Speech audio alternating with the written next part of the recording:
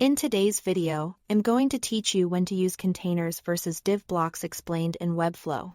The main difference is simple. A container comes with built-in layout behavior, while a div block starts completely blank. In Webflow, a container is designed to help you center content quickly and keep it from becoming too wide on large screens.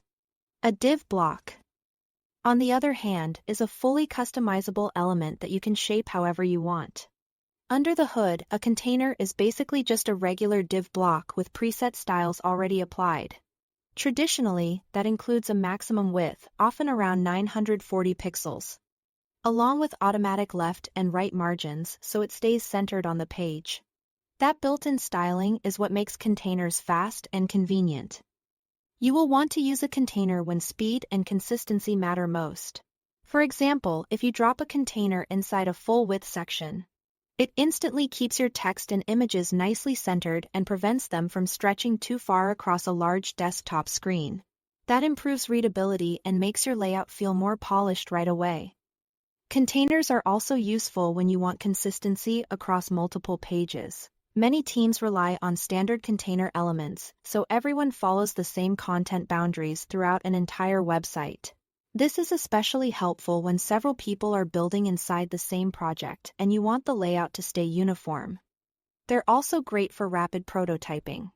If you don't want to manually set auto margins and width constraints for every major area of the page, a container saves time and reduces repetitive styling work. Now, use a div block when you need more control. Since it has no built-in restrictions, it's ideal for custom layouts. If your project follows a system like Client First or Reloom, or if you prefer custom max width values using rems or percentages instead of fixed pixels, a styled div block is usually the better option.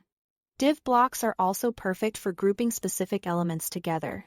For example, if you want a heading, a paragraph, and a button to behave as one unit, you can wrap them in a div block and then apply Flexbox or CSS Grid to control the layout.